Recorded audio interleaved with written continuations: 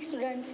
ધોરણ 7 વિષય સામાજિક વિજ્ઞાન પાઠ 7 પ્રાદેશિક સંસ્કૃતિનું ઘડતર એટલે કે પ્રદેશ વાઇઝ સંસ્કૃતિનું ઘડતર. પ્રદેશ વાઇઝ સંસ્કૃતિનું ઘડતર તેમાં આપણે સ્ટાર્ટ કરશું. એમાં પ્રસ્તાવના લેશું. પહેલાં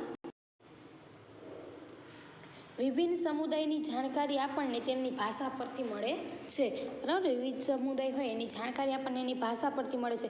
જેમ કે ગુજરાતી બોલનાર ગુજરાતના, મરાઠી બોલનાર મહારાષ્ટ્રના, આવી જ રીતે અલગ અલગ બોલી બોલનાર અલગ અલગ રાજ્યના. અને ભાષાની સાથે સાથે વિભિન્ન પ્રદેશોમાં પોતાના રીત રિવાજો, ખાનપાન, વસ્ત્ર પરિધાન, કાવ્ય, નૃત્ય, સંગીત અને ચિત્રકલા હોય છે. અને જુદા જુદા વિસ્તારોની જુદી જુદી સ્થાનિક સંસ્કૃતિ જે આપણને ત્યાંની દેશી સંસ્કૃતિઓ કહીએ છીએ તે આપણા દેશમાં જોવા મળે છે. બરાબર, તમે બધા અલગ અલગ રાજ્યમાં જાઓ તો ત્યાં તમને બધી અલગ અલગ ભાષા જોવા મળશે અને અલગ અલગ બોલી બોલાતી જોવા મળે. અલગ અલગ વસ્ત્રો પહેરતા હોય લોકો, અલગ અલગ ખાનપાન હોય બધાનું. તમે ગુજરાતમાં જે રીતના ખાનપાન ને વસ્ત્રને જોવો છો એવી રીતે તમે મહારાષ્ટ્રમાં જાઓ તો ત્યાં અલગ હોય, પંજાબમાં જાઓ તો ત્યાં અલગ હોય. બરાબર, અને શું કહે છે કે આ બધી સંસ્કૃતિ છે જેને આપણા દેશમાં જોવા મળે છે. અને આ બધી સંસ્કૃતિઓ વચ્ચે સદીઓથી આદાન પ્રદાન થતું રહ્યું છે. અને તેમ છતાં કેટલાક વિસ્તારોની કેટલીક ખાસ પરંપરાઓ આજ સુધી એમને જ રહી છે. હવે ત્યારબાદ છે ભારતમાં પ્રાંતીય ભાષાનો વિકાસ. એટલે કે ભારતમાં અલગ અલગ પ્રાંતની ભાષાનો વિકાસ, જેમ કે મલયાલમ, બંગાળી, ગુજરાતી, પંજાબી. બરાબર, આ બધું મલયાલમ, પછી બંગાળી બંગાળમાં, બરાબર, ગુજરાતમાં ગુજરાતી, આવા અલગ અલગ ભાષાઓનો વિકાસ, અલગ અલગ રાજ્યની ભાષાનો વિકાસ. તેના વિશે જોશું. જેમાં પહેલી છે મલયાલમ. મલયાલમ એક જાતની ભાષા છે. 9મી સદીમાં સ્થાપવામાં આવેલ મહોદયપુરમનું ચેર રાજ્ય હાલ કેરળનો એક ભાગ હતું. બરાબર, આ છે કે 9મી સદીમાં સ્થાપવામાં આવેલ મહોદયપુરમનું ચેર રાજ્ય છે એ હાલ કેરળનો એક ભાગ હતું. અને કેરળની સંસ્કૃતિને તેની ભાષા મલયાલમ સાથે જોડતા આ સંસ્કૃતિ મલયાલમ સંસ્કૃતિ તરીકે પણ ઓળખવામાં આવે છે. અને શું કહે છે કે મલયાલમ ભાષા છે એ કેરળમાં બોલાતી મુખ્ય ભાષા છે. અને તેના ઉપર સંસ્કૃતનો ઘણો પ્રભાવ જોવા મળે છે. બરાબર, 14મી સદીમાં વ્યાકરણ અને કાવ્યશાસ્ત્ર પર લખાયેલ લીલાતિલકમ ગ્રંથ છે એ મણિપ્રવાલમ શૈલીમાં લખાયેલો હતો. એટલે કે મલયાલમ ભાષામાં લખાયેલો હતો. આ હતી મલયાલમ ભાષા. ત્યારબાદ છે બંગાળી. બંગાળી ભાષાનો ઉદ્ભવ સંસ્કૃત ભાષામાંથી થયા હોવાનું માનવામાં આવે છે. બરાબર, બંગાળી ભાષા છે એનો ઉદ્ભવ સંસ્કૃત ભાષામાંથી થયો હોય એવું માનવામાં આવે છે. અને 15મી સદી સુધીમાં ઉપભાષાઓ તથા બોલીઓ મળી એક સામાન્ય સાહિત્યિક ભાષાનું સ્વરૂપ ધારણ કર્યું, જે પશ્ચિમ બંગાળની બોલચાલની ભાષા બની. બરાબર, આવી રીતે ધીમે ધીમે છે એ કેટલી બધી બોલીઓ એકસાથે મળી એક સામાન્ય સાહિત્યિક ભાષાનું સ્વરૂપ ધારણ કર્યું, જે પશ્ચિમ બંગાળમાં બોલચાલની ભાષા બની ગઈ. બરાબર, અને જનજાતીય ભાષાઓ, પછી ફારસી ભાષા, અને ભારતમાં અંગ્રેજ શાસનની શરૂઆત બંગાળથી થતાં ત્યાં યુરોપિયન ભાષા બંગાળી ભાષા પર પ્રભાવ જોવા મળે છે. બરાબર, આ આટલી બધી ભાષા છે એ બધી ભાષાઓનો પ્રભાવ છે એ બંગાળી ભાષા પર જોવા મળે છે. અને પ્રારંભિક બંગાળી જે સાહિત્ય હતો એને 2 ભાગમાં વહેંચવામાં આવેલું છે.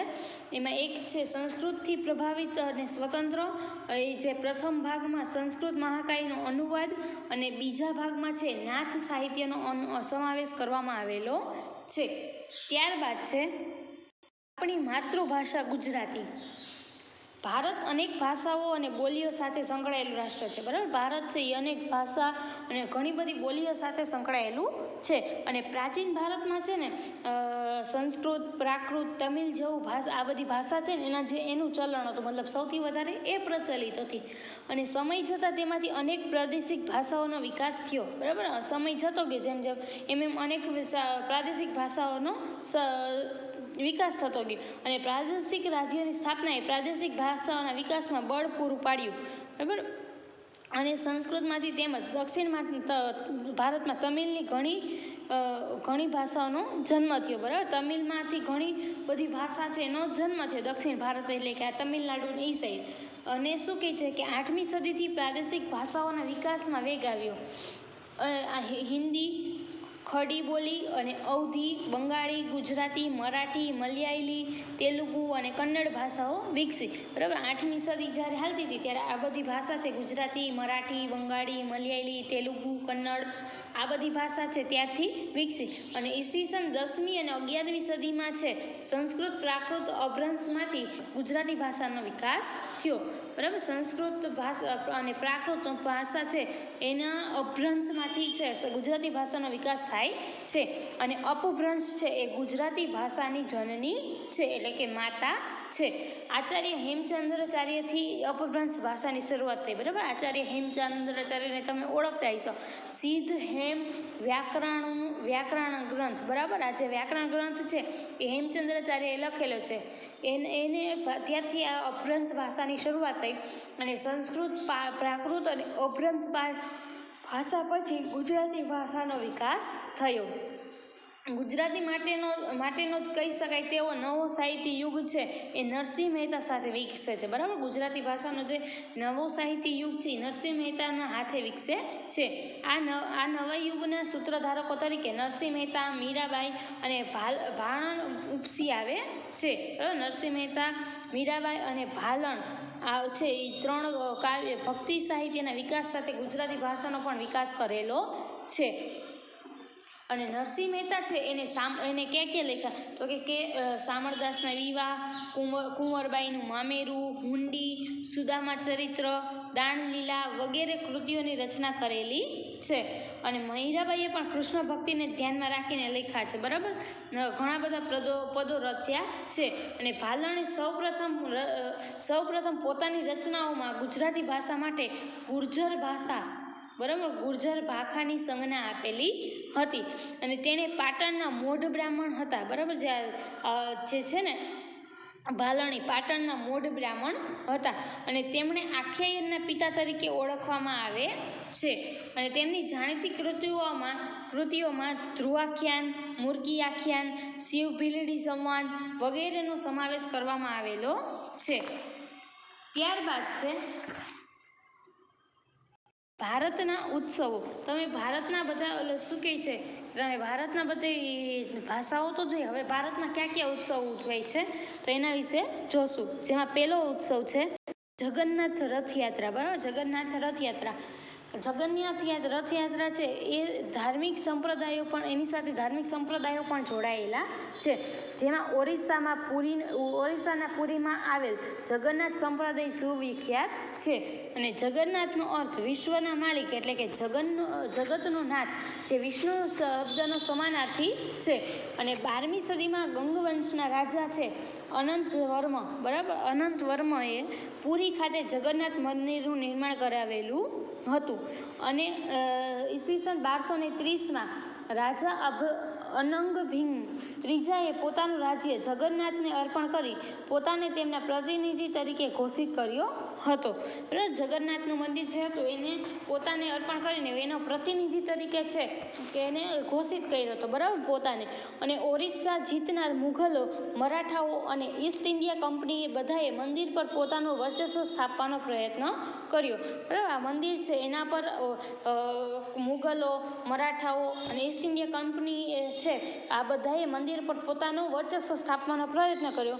અને એનું એવું માનવાનું હતું કે મંદિર પર નિયંત્રણ મેળવવાથી સ્થાનિક લોકો અને સમુદાય પણ તેનું શાસન સ્વીકારશે એ લોકો એવું માનતા હતા. એટલા માટે એ લોકો જગન્નાથનું જે મંદિર છે એના પર વર્ચસ્વ પોતાનો સ્થાપવાનો પ્રયત્ન કરે છે. અને શું કહે છે કે પુરીમાં પ્રતિવર્ષ એક વિશિષ્ટ રથયાત્રાનું આયોજન થાય છે. તમને ખબર હોય કે જગન્નાથની રથયાત્રા, બરાબર, જે પુરીમાં જે આપણે દર અષાઢી બીજના થાય છે એ રથયાત્રા પુરીમાં પણ કરવામાં આવે છે. અને જેમાં વિષ્ણુ અવતારના જગન્નાથજીને રથમાં બેસી પુરીમાં ભ્રમણ કરે છે. અને દેશ વિદેશથી અનેક લોકો આ ઉત્સવમાં સહભાગી થવા માટે આવે છે. બરાબર, દેશના અલગ અલગ સ્થળેથી બધા લોકો આવે છે આ રથમાં ભાગ લેવા માટે, આ રથયાત્રામાં. પછી વિદેશમાંથી લોકો પણ આવે છે. ત્યારબાદ છે આ તો જગન્નાથ રથયાત્રા. ત્યારબાદ છે હોળીનો તહેવાર. બરાબર, તમે ફાગણ મહિનામાં હોળી અને ધૂળેટી ઉજવતા જઈશું બધા, એના વિશે થોડુંક જોશું. હોળીનો તહેવાર છે ભારતમાં ઉજવવામાં આવે છે, અને પરંતુ ભારતમાં તેનું વિશેષ મહત્ત્વ છે, બરાબર. ભારતમાં ઉજવવામાં આવે છે, પણ તેની સાથે સાથે ભારતમાં તેનું વિશેષ મહત્ત્વ પણ છે. અને આ તહેવાર છે એ દિવસે ભારતમાં આ તહેવાર છે એ દિવસે પણ શું કહેવાય, એ 2 દિવસનો હોય છે, બરાબર. અને વિશેષ મહત્ત્વ છે ને આ તહેવાર 2 દિવસનો હોય છે. પહેલો દિવસ હોળી અને બીજો દિવસ ધૂળેટી, જે તમે એકબીજા પર કલર રંગ છાંટીને ઉજવો છો. અને આ દિવસને આસુરી શક્તિ પર સાત્વિક શક્તિના વિજય તરીકે ઉજવવામાં આવે છે, બરાબર. તમે પ્રહલાદની સ્ટોરી તો સાંભળી જ હશે. એ પ્રહલાદવાળી વાતને લઈને એના પિતા છે એ એક આસુર હતો, અને એ પિતા છે એ એક આસુર હતા, અને એના પર આસુરી શક્તિ પર ભગવાનની ભક્તિનો વિજય થાય છે. એના માટે આ હોળી ઉજવવામાં આવે છે. અને આ દિવસે સાંજના સમયે હોળીનું પૂજન કરી હોળી પ્રગટાવવામાં આવે છે, અને ધૂળેટીના દિવસે એકબીજા પર રંગો છાંટીને ઉજવણી કરવામાં આવે છે. ત્યારબાદ છે લઠમાર હોળી, બરસાનામાં જે હોળી ઉજવાય છે ને એને લઠમાર હોળી તરીકે પણ જાણીતી છે, બરાબર. એના વિશે થોડું ઘણું જોશું. બરસાનાના એટલે કે ઉત્તર પ્રદેશમાં ઉજવાતી હોળી છે એ લઠમાર હોળી તરીકે પણ જાણીતી છે. અને બરસાનાના રાધાજીનું જન્મસ્થાન છે, બરાબર. રાધાજી છે, રાધા કૃષ્ણમાં જે રાધાજી છે એનું જન્મસ્થાન છે એ બરસાના છે, બરાબર. અને અહીં નંદગામ એટલે કે શ્રી કૃષ્ણની ભૂમિના પુરુષો બરસાનાની સ્ત્રીઓ સાથે હોળી રમવા આવે છે. અને આ વર્ષોથી પરંપરા ચાલી એવી છે, બરાબર. કે શ્રી કૃષ્ણ હતા ને એ સમયથી પરંપરા ચાલી એવી છે કે જે નંદગામ છે એટલે શ્રી કૃષ્ણની ભૂમિ છે, ત્યાંના પુરુષો છે બરસાનાની સ્ત્રીઓ સાથે હોળી રમવા બરસાના જાય છે. અને રાધાજીના મંદિર પર ધજા ચડાવવાનો પ્રયત્ન કરે છે. અને સ્ત્રીઓ દ્વારા લઠ્ઠા એટલે કે જાડી લાકડીથી પુરુષોનું સ્વાગત કરવામાં આવે છે. અને તેથી આ હોળી જે છે એને લઠમાર હોળી તરીકે ઓળખવામાં આવે છે. ત્યારબાદ છે લોહડીનો તહેવાર એ પંજાબમાં ઉજવવામાં આવે છે, બરાબર. આ તહેવાર હોળીને મળતો આવે છે. આ એક હોળી જેવો જ તહેવાર છે. અને શીખ સમુદાય એટલે કે પંજાબીઓ દ્વારા આ તહેવાર 13મી જાન્યુઆરીના રોજ મકર સંક્રાંતિ પહેલાં ઉજવવામાં આવે છે. આપણે 14 જાન્યુઆરી મકર સંક્રાંતિ ઉજવી, એના આગલે દિવસે 13 જાન્યુઆરીના રોજ છે મકર સંક્રાંતિ પહેલાં આ તહેવાર લોહડીનો તહેવાર ઉજવવામાં આવે છે. અને રાત્રે અગ્નિ પ્રગટાવી તેનું પૂજન અને પ્રદક્ષિણા કરી તેમાં મીઠાઈઓ અર્પણ કરે છે, બરાબર. રાતે અગ્નિ પ્રગટાવી તેનું પૂજન કરે અને પ્રદક્ષિણા કરી અને મીઠાઈઓ અર્પણ કરે છે. અને આ તહેવાર અંધકાર પર પ્રકાશના વિજયનું પણ પ્રતીક હોવાનું માનવામાં આવે છે. અને આ તહેવાર પંજાબ, હરિયાણા અને દિલ્હીના આસપાસના વિસ્તારોમાં વસતા શીખ સમુદાય દ્વારા હર્ષોલ્લાસથી ઉજવવામાં આવે છે. ત્યારબાદ છે પોંગલ એ તમિલનાડુ રાજ્ય છે એનો મુખ્ય તહેવાર ગણવામાં આવે છે, બરાબર. તમે તારક મહેતા કા ઉલ્ટા ચશ્મામાં અય્યરને જોતા હશો, બરાબર. તો અય્યર છે એ તમિલનાડુ સાઈડનો એમાં બતાવ્યો છે. અને એ શું કે એ ઘણીવાર જૂના જે એપિસોડ હતા ને એમાં બતાવતા હતા કે પોંગલનો તહેવાર ઉજવે છે, બરાબર. અને પોંગલ એ તમિલનાડુ રાજ્યનો મુખ્ય તહેવાર છે. અને તમિલનાડુ ઉપરાંત આ તહેવાર છે કર્ણાટક અને આંધ્રપ્રદેશમાં પણ ઉજવવામાં આવે છે. અને પોંગલની ઉજવણી તમિલ મહિના થાય એટલે કે જાન્યુઆરી મહિનાનો મધ્ય ભાગ એટલે કે જાન્યુઆરી મહિનાનો જે વચ્ચેનો ભાગ આવે છે તેમાં પ્રથમ દિવસે કરવામાં આવે છે.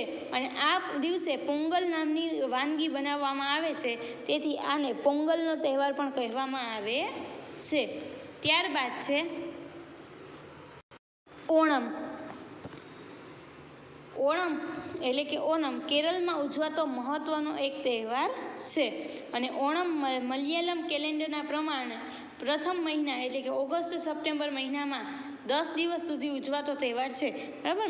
મલયાલમ આપણે કેમ ગુજરાતી નવું વર્ષ છે એ કારતક મહિનાથી થાય છે, એટલે કે બેસતું વર્ષ આપણે જે કહીએ છીએ, બરાબર. ત્યારે આપણો ન્યૂ યર ગુજરાતીનો હોય છે.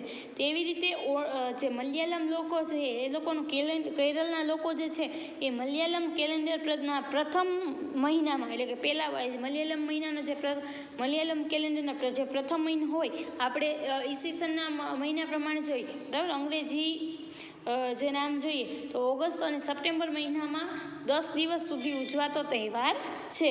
અને ફૂલોની સજાવટ, વિવિધ વાનગીઓ, નૃત્યની રમઝટ અને નૌકા સ્પર્ધા દ્વારા આ તહેવારની વિશેષતા છે. અને નૌકા જે સ્પર્ધા છે એને વલ્લમકાલી તરીકે પણ ઓળખાય છે. અને આ તહેવારમાં સાદિયા નામનું ભોજન લેવામાં આવે છે. બરાબર, આ જે તહેવારો છે ત્યારે સાદિયા નામનું એક ભોજન છે એને લેવામાં આવે છે. અને આ જે હોળીની જે સ્પર્ધા છે ને એને વલ્લમકાલી તરીકે પણ ઓળખાય છે. ત્યારબાદ છે દિવાળી એ વર્ષના અંતિમ દિવસે એટલે કે આસો વદ અમાસ અને વિક્રમ સંવંતનો છેલ્લો દિવસ. આસો વદ અમાસ એટલે કે આપણા ગુજરાતી વર્ષ છે વિક્રમ સંવંત એનો છેલ્લો દિવસ ઉજવાતો તહેવાર છે. અને આ તહેવાર સાથે વાઘ બારસ, ધનતેરસ, કાળી ચૌદસ, નૂતન વર્ષ, ભાઈબીજ અને લાભ પાંચમ વગેરે તહેવારો પણ જોડાયેલા છે. આ તહેવારને પ્રકાશના વર્ષ તરીકે પણ ઓળખાય છે.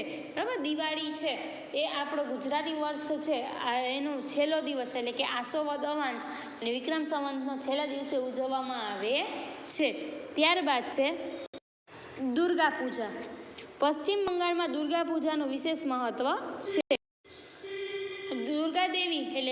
દુર્ગા દેવીના મહિષાસુર પરના વિજયની ઉજવણી દુર્ગા પૂજાના ઉત્સવથી કરવામાં આવે છે. અને 10 દિવસ ચાલનારો આ ઉત્સવ છેલ્લા દિવસે વિશિષ્ટ અનુષ્ઠાન અને માતાજીની મૂર્તિના જળમાં વિસર્જન બાદ પૂર્ણ થાય છે.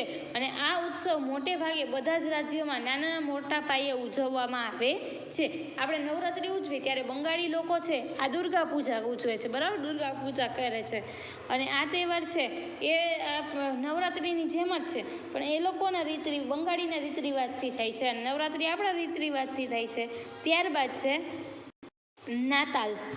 ઈસુ ખ્રિસ્તના જન્મદિવસ 25મી ડિસેમ્બરને ખ્રિસ્તી લોકો નાતાલ એટલે કે ક્રિસમસ તરીકે ધામધૂમ અને શ્રદ્ધાથી ઉજવે છે. બરાબર, ઈસુ ખ્રિસ્ત છે જે ક્રિશ્ચન લોકોના ભગવાન એ લોકોના જન્મદિવસ 25 ડિસેમ્બરને ખ્રિસ્તી લોકો છે નાતાલ એટલે ક્રિસમસ તરીકે ઉજવે છે. અને ધામધૂમ અને શ્રદ્ધાથી આ તહેવાર ઉજવવામાં આવે છે. આ તહેવાર દરમિયાન ઘર તથા શેરીઓને ક્રિસમસ ટ્રી તથા અન્ય સુશોભનથી શણગારવામાં આવે છે. અને આ દિવસે તેઓ ચર્ચમાં જઈ મીણબત્તી પ્રગટાવી પ્રાર્થના કરે છે અને તેમજ એકબીજાને ભેટ આપે છે.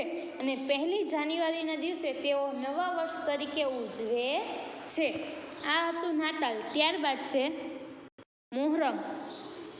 હઝરત મુહમ્મદ પયગંબર સાહેબના દોહિત્ર શહીદીની યાદમાં મુસ્લિમો મોહરમને શોક દિવસ તરીકે ઉજવે છે. બરાબર, હઝરત મુહમ્મદ પયગંબર સાહેબ એના દોહિત્ર જે છે એની શહીદીની યાદમાં મુસ્લિમ લોકો મોહરમને શોક દિવસ તરીકે ઉજવે છે. અને આ દિવસે તાજિયા કાઢવામાં આવે છે અને મુસ્લિમો કાળા રંગના કપડાં પહેરીને શોક પ્રદર્શિત કરે છે. ત્યારબાદ છે ઈદ. ઇસ્લામ ધર્મમાં 2 ઈદ મનાવવામાં આવે છે, જેમાં પહેલી છે ઈદ ઉલ ફિત્ર અને બીજી છે ઈદ ઉલ અઝહા. એમાં પહેલી છે ઈદ ઉલ ફિત્ર, એમાં રમઝાન ઈદ તરીકે પણ ઓળખાય છે. અને માસના રોઝા એટલે કે ઉપવાસ પૂરા થયા પછી રમઝાન ઈદના દિવસે મુસ્લિમો સાથે નમાઝ પઢે છે અને નમાઝ બાદ એકબીજાને ભેટી ઈદની મુબારકબાદી આપે છે. અને ઈદ ઉલ અઝહા એટલે કે બલિદાનની ઈદ. આ ઈદ પવિત્ર હજ એટલે કે મક્કામાં આવેલ પવિત્ર કાબાની યાત્રા સાથે જોડાયેલી છે. બરાબર, આ લોકો હજ કરવા મુસ્લિમ લોકો જતા હોય તેના સાથે જોડાયેલી ઈદ છે. ત્યારબાદ છે પતેતી. પતેતી એ પારસીઓનો મહત્વનો તહેવાર છે. બરાબર, પારસીઓનો મહત્વનો તહેવાર છે એ પતેતી છે. અને પારસી વર્ષમાં છેલ્લા 5 દિવસો ધાર્મિક પર્વ તરીકે ઉજવાય છે. અને આ 5 દિવસોમાંથી છેલ્લો દિવસ પ્રાયશ્ચિતના દિવસ એટલે કે પતેતી તરીકે ઉજવવામાં આવે છે. અને પારસી લોકો પોતાના દ્વારા થયેલ ભૂલચૂક, ગુનાહ કે પાપ માટે દિલથી પસ્તાવો આ દિવસે કરે છે. અને પતેતીના દિવસે પારસીઓ તેમના પ્રાર્થના ગૃહ એટલે કે 11મીમાં જઈ અવેસ્તા નામના પ્રાર્થના ગ્રંથમાં આપવામાં આવેલ પસ્તાવા માટેની પ્રાર્થના કરે છે. અને પતેતીના બીજા દિવસને તેઓ નવરોજ એટલે કે નવા વર્ષનો પ્રથમ દિવસ તરીકે ઉજવે છે.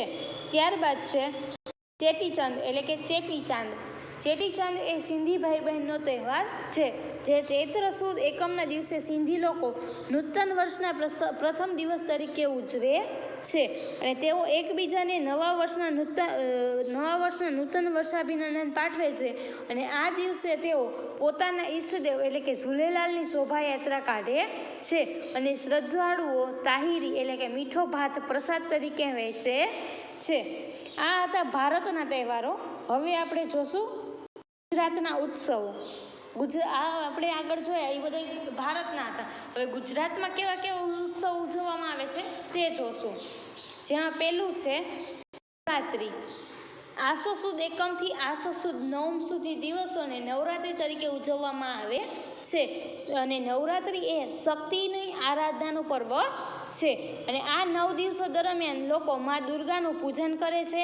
અને નવરાત્રિમાં ગરબા અને દાંડિયા રાસ રમાય છે. ગરબા એ ગુજરાતની આગવી ઓળખ છે. મેં તમને આગળ કીધું દુર્ગા પૂજા અને નવરાત્રિ બે એક જ દિવસે આવે છે, બરાબર. ત્યારબાદ છે ઉત્તરાયણ. સૂર્યનું ધન રાશિમાંથી મકર રાશિમાં આવવું એટલે ઉત્તરાયણ, બરાબર. સૂર્યનું ધન રાશિમાંથી મકર રાશિમાં આવવું એટલે ઉત્તરાયણ. તે મકર સંક્રાંતિ તરીકે પણ ઓળખાય છે. અને આ દિવસે તમે બધા અગાસીએ ચડી અને પતંગ ચગાવો છો, બરાબર. તલના લાડુ ને બધું ખાવ છો. ત્યારબાદ છે રથયાત્રા. હમણાં મેં તમને કીધું કે જગન્નાથપુરીની રથયાત્રા, બરાબર. જગન્નાથ રથયાત્રા એના વિશે આપણે ગુજરાતમાં ઉજવાય છે. પુરીમાં તો ઉજવાય છે, પણ આપણે ગુજરાતમાં પણ ઉજવાય છે. જગન્નાથપુરીની રથયાત્રાની જેમ ભારતના વિવિધ ભાગોમાં પણ અષાઢ મહિનાની સુદ બીજના દિવસે જગન્નાથની રથયાત્રા નીકળે છે. જેમાં અમદાવાદથી નીકળતી રથયાત્રા સવિશેષ આકર્ષક છે, બરાબર. અમદાવાદથી જે રથયાત્રા નીકળે છે એ સૌથી વધારે આકર્ષક છે. અને આ રથમાં છે હાથી, ઘોડા, અખાડા, સાધુ સંતો સહિત લાખોની સંખ્યામાં લોકો ભાગ લે છે. અને પહિંદ વિધિ કર્યા બાદ રથયાત્રાનો આરંભ કરવામાં આવે છે. અને રથયાત્રામાં ભગવાન જગન્નાથ, મોટાભાઈ બલરામ અને બહેન સુભદ્રા રથમાં સવાર થઈ નગરચર્યા માટે નીકળે છે. આ હતી રથયાત્રા. ત્યારબાદ છે ગુજરાતના ઉજવાતા તહેવારોમાં હજી એક તહેવાર છે, જે છે મેળાઓ, બરાબર. મેળામાં તમે જતા જ હશો. ગુજરાતના વિવિધ જિલ્લાઓમાં યોજાતા મેળાઓ તે જિલ્લાની આગવી ઓળખ બની ચૂક્યા છે. જેમ કે તરણેતરનો મેળો છે એ સુરેન્દ્રનગરમાં ઉજવાય છે.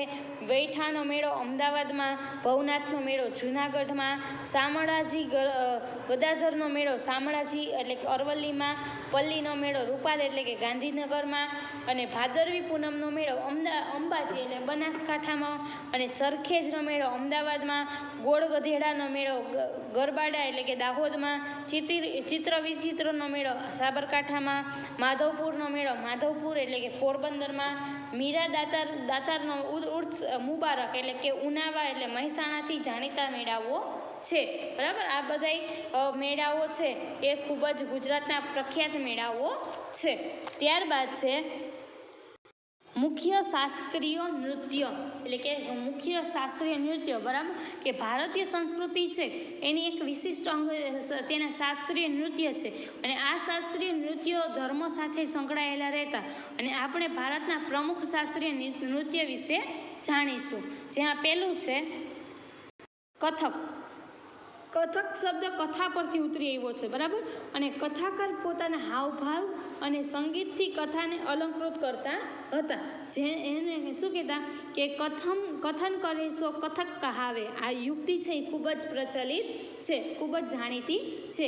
અને ખાસ કરીને 15મી અને 16મી સદીમાં ભક્તિ આંદોલનના પ્રચારને કારણે ઉત્તર ભારતમાં કથકનો ખૂબ વિકાસ થયો.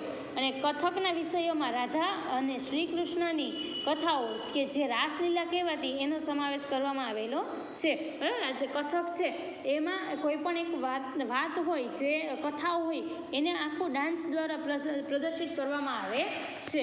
અને મુઘલ બાદશાહના સમયમાં કથક નૃત્ય છે એ રાજ દરબારોમાં રજૂ થતું હતું અને જ્યાં એક વિશિષ્ટ નૃત્ય શૈલીના રૂપમાં વિકાસ પામ્યું અને 15મી અને 16મી સદી બાદ કથક પરંપરાઓમાં વહેંચાયું અને શું કહે છે કે પરંપરા વહેંચાયું અને આ પરંપરા છે એને ઘરાના કહેવામાં આવે છે અને આ બે પરંપરાઓમાં જયપુર અને લખનૌનો સમાવેશ પણ થાય છે. 19મી સદીમાં અવધના નવાબ વાજિદ અલી શાહે પોતાના દરબારમાં કથકને આશ્રય આપી આ કલાને પુનર્જીવન કર્યું હતું. કથક પંજાબ, હરિયાણા, જમ્મુ કાશ્મીર, બિહાર અને મધ્યપ્રદેશ સુધી વિસ્તર્યું છે અને સ્વતંત્ર મળ્યા પછી કથકને છ શાસ્ત્રીય નૃત્યમાં સ્થાન મળ્યું છે અને આજે કથક ભારતીય સંસ્કૃતિનું અભિન્ન અંગ બની ગયું છે. ત્યારબાદ છે કથકલી. કથકલી એ કેરળની નૃત્ય પરંપરા છે. તેનો શાબ્દિક અર્થ નાટ્ય વાર્તા થાય છે. અભિનય એ આ નૃત્યનો આત્મા છે અને અભિનય ઉપરાંત રંગભૂષા અને વેશભૂષા પણ ખૂબ જ મહત્વની ગણાય છે અને સાત્વિક, રાજસી અને તામસી ગુણો ધરાવતા પાત્રો મુજબ કલાકારોની રંગભૂષા એટલે કે એની વેશભૂષા હોય છે અને પાત્રો બોલતા નથી પરંતુ પોતાના હાવભાવથી જ અભિવ્યક્ત કરે છે. આ છે કથકલી. આ તમે ચિત્ર જે જોવો છો એ કથકલી નૃત્ય કરતું છે. ત્યારબાદ છે મણિપુરી. મણિપુરી નૃત્ય છે એ પૂર્વ ભારતમાં આવેલ મણિપુર રાજ્યની ઓળખ છે અને મણિપુરના લોકો દરેક ઉત્સવ પ્રસંગે આ નૃત્ય કરે છે અને આ નૃત્યમાં શરીરની ગતિ ધીમી હોવાથી તેને ભારતના અન્ય નૃત્યોથી અલગ માનવામાં આવે છે અને મણિપુરી નૃત્યના બે પ્રકાર છે. પહેલું છે લાસ્ય અને બીજું છે તાંડવ. આ તમે જે ચિત્ર જોવો છે મણિપુરી નૃત્યનું છે. ત્યારબાદ છે ભરતનાટ્યમ. ભરતનાટ્યમ છે એ ભરત મુનિ દ્વારા રચિત નાટ્યશાસ્ત્ર ગ્રંથ ભારતના શાસ્ત્રીય નૃત્ય પર લખાયેલ મહાન ગ્રંથ છે અને આ સિવાય અભિનય દર્પણ નામના ગ્રંથ રચયિતા નંદિકેશ્વરે પણ ભારતના અગત્યના શાસ્ત્રીય નૃત્ય તરીકે ભરતનાટ્યમની વિશદ ચર્ચા કરી છે અને તાંજોર એટલે કે તમિલનાડુમાં ભરતનાટ્યમ નૃત્યનો વિકાસ થયો છે. ત્યારબાદ છે આ તમે ચિત્ર જોવો છો એ ભરતનાટ્યમનું છે. ત્યારબાદ છે કુચીપુડી. કુચીપુડી છે એ ભારતના અગ્રણીય શાસ્ત્રીય નૃત્ય કુચીપુડીનો ઉદ્ભવ આંધ્રપ્રદેશના કુચીપુડી નામના ગામમાં થયો હતો અને આ ગામના અક્ષગાન તરીકે ઓળખાતા નૃત્યએ 17મી સદીમાં કુચીપુડી નૃત્યનું સ્વરૂપ ધારણ કર્યું હતું અને તેના સ્થાપક વૈષ્ણવ કવિ સિદ્ધેન્દ્ર યોગી હતા અને આ નૃત્ય સાથે નાટકની પરંપરા પણ સંકળાયેલી છે. ત્યારબાદ છે બિહુ. બિહુ છે એ અસમનું પ્રસિદ્ધ નૃત્ય છે. ઉલ્લાસ વ્યક્ત કરવા માટે સ્ત્રી પુરુષોના સમૂહ દ્વારા પરંપરાગત પોશાક પહેરી અને આ નૃત્ય કરવામાં આવે છે. આ નૃત્યમાં હાથ પગનું હલનચલન તથા ગતિ અને સમૂહ નિર્માણ મહત્વનો ભાગ ભજવે છે. ઢોલ, પેપા એટલે કે ભેંસના શિંગડામાંથી બનાવવામાં આવેલ એક વાદ્ય અને વાંસળી જેવા વાદ્યોનો ઉપયોગ કરીને આ નૃત્ય કરવામાં આવે છે. આ હતું બિહુ અને આ હતા ભારતના શાસ્ત્રીય નૃત્ય. ત્યારબાદ છે ચિત્રકલા એટલે કે લઘુ ચિત્રોની પરંપરા. ચિત્રકલાની પરંપરા છે એ ભારતમાં સદીઓ જૂની છે જેનો એક વિશિષ્ટ ભાગ લઘુચિત્રોની પરંપરા છે અને લઘુચિત્રો એટલે નાના કદના ચિત્રો અને લઘુચિત્રો કાપડ અને કાગળ પર પાણીના રંગોથી તૈયાર કરવામાં આવતા પ્રાચીનતમ લઘુચિત્રો આપણને તાડપત્રો અને કાસ્ટ એટલે કે લાકડા પર દોરેલા મળી આવે છે. રાજસ્થાન અને ગુજરાતના જૈન ગ્રંથોમાં આવા અનેક લઘુચિત્રો છે જોવા મળે છે અને મુઘલ કાળમાં તેનો ખૂબ વિકાસ થયો કારણ કે મુઘલ બાદશાહ અકબર, જહાંગીર અને શાહજહાંએ કુશળ ચિત્રકારોને પ્રોત્સાહન આપ્યું હતું તથા ચિત્ર શાખાઓની સ્થાપના કરાવી હતી અને ભારતના મહાભારત અને પંચતંત્ર જેવા ગ્રંથો તેમજ અકબરનામામાં ચિત્રકારોએ ખૂબ સુંદર લઘુચિત્ર દોર્યા છે અને રાજદરબારના દ્રશ્યો, યુદ્ધના દ્રશ્યો, શિકારના દ્રશ્યો અને સામાજિક જીવનના દ્રશ્યો લઘુચિત્રનો વિષય તરીકે રહેતા અને આ ચિત્રો એકબીજાને ભેટમાં આપવામાં આવતા તેમજ બાદશાહ અને તેમના નજીકના લોકો જ તેને જોઈ શકતા હતા અને ખંભાતના શાંતિનાથ ભંડારામાં અને પાટણના શ્રી હેમચંદ્રાચાર્ય દૈન જ્ઞાન ભંડારમાં સચવાયેલા હસ્તપ્રતોમાં આ લઘુચિત્રો જોવા મળે છે અને આ ચિત્રોમાં ગુજરાતના સંપ્રદાયો અને સમાજ જીવનનું પ્રતિબિંબ મળે છે. ત્યારબાદ છે ચિત્રની શૈલી, ધરાના વિસ્તાર અને આશ્રયદાતા આધારિત કલા. મુઘલ સામ્રાજ્યના પતન થયું એના બાદ છે ક્ષેત્રીય રાજ્યોએ ચિત્રકલાને આશ્રય આપ્યો હતો. તેમાં રાજસ્થાન અને દક્ષિણ રાજ્યનો મુખ્ય હતા અને શાસકોએ તેમના દરબારમાં દ્રશ્યોનું ચિત્રણ કરાવ્યું હતું અને મેવાડ, જોધપુર, બુંદી, કોટા અને કિશનગઢ જેવા રાજ્યોએ ભારતની પૌરાણિક કથાઓ, મહાકાવ્યો અને દેવી દેવતાઓના ચિત્રનું સર્જન કરાવેલું છે. 17મી સદી પછીના વર્ષોમાં હિમાચલ પ્રદેશમાં પણ લઘુચિત્રનો ખાસો વિકાસ થયો છે જેને બસોહલી શૈલી કહેવામાં આવે છે અને ભાનુદત્તના પુસ્તક રસમંજરીમાં આવા વિશિષ્ટ ચિત્રો જોવા મળે છે અને નાદિર શાહના આક્રમણ અને દિલ્હીના વિજયને કારણે મુઘલ કલાકાર છે પહાડી વિસ્તારોમાં જઈને વસ્યા હતા જેના પરિણામે સ્વરૂપ ચિત્રકલાની કાંગડા શૈલીનો વિકાસ થયો અને આ ચિત્રકલાને પહાડી ચિત્રકલા તરીકે પણ ઓળખવામાં આવે છે અને 18મી સદીના મધ્યભાગ સુધીમાં કલાકારોએ વૈષ્ણવ સંપ્રદાયની પરંપરાઓમાંથી પ્રેરણા લઈને આ એક નવી શૈલી વિકસાવી હતી. વાદળી અને લીલા રંગની સાથે કોમળ રંગનો ઉપયોગ અને વિષયોનું કાવ્યાત્મક નિરૂપણ એ કાંગડા શૈલીની વિશેષતા હતી. ત્યારબાદ છે રાજપૂતોની વીરતાભરી ગાથા. બરાબર, રાજપૂતોની જે વીરતાભરી ગાથા છે એના વિશે થોડુંક જોશું. બ્રિટિશ શાસકો આજના રાજસ્થાનને રાજપૂતાના તરીકે ઓળખતા હતા અને રાજપૂતોએ રાજસ્થાનમાં એક વિશિષ્ટ સંસ્કૃતિનું સર્જન કર્યું અને રાજપૂતોની સાંસ્કૃતિક પરંપરાઓ તેમના આદર્શો અને વીરતા સાથે જોડાયેલી હતી અને રાજપૂતોની વીરતાભરી ગાથાઓ ચારણો અને બારોટો કાવ્ય અને ગીતો દ્વારા વર્ણવતા હતા. આ કથાઓમાં રાજપૂતોની શૂરવીરતા ઉપરાંત સ્વામી ભક્તિ, મિત્રતા, પ્રેમ, વીરતા, ક્રોધ વગેરે દર્શાવવામાં આવતા હતા અને રાજપૂત સ્ત્રીઓ ગાય અને ધર્મ માટે પોતાના પ્રાણ ન્યોછાવર કરી દેતા અને રાજપૂત સ્ત્રીઓ પણ શૂરવીરતામાં પાછી પડે તેમ હતી નહીં. તેઓ જીવન અને મરણ બંનેમાં શૂરવીર પતિના પગલે ચાલતી હતી અને સતી પ્રથાનો ઉલ્લેખ પણ આમાં જોવા મળતો હતો. ત્યારબાદ છે પીર. સૂફીવાદના મતે ધર્મ એટલે ઈશ્વર પ્રત્યેનો પ્રેમ અને માનવતાની સેવા. બરાબર, સૂફીવાદના મતે છે ઈશ્વર પ્રત્યેનો પ્રેમ અને માનવતાની સેવા એ જ ધર્મ છે અને સમયાંતરે સૂફી જુદા જુદા સિલસિલા એટલે કે શ્રેણીમાં વહેંચાઈ ગયા અને દરેક સિલસિલાના પીર એટલે કે માર્ગદર્શક હતા જે ખ્વાજા કે શેખ તરીકે પણ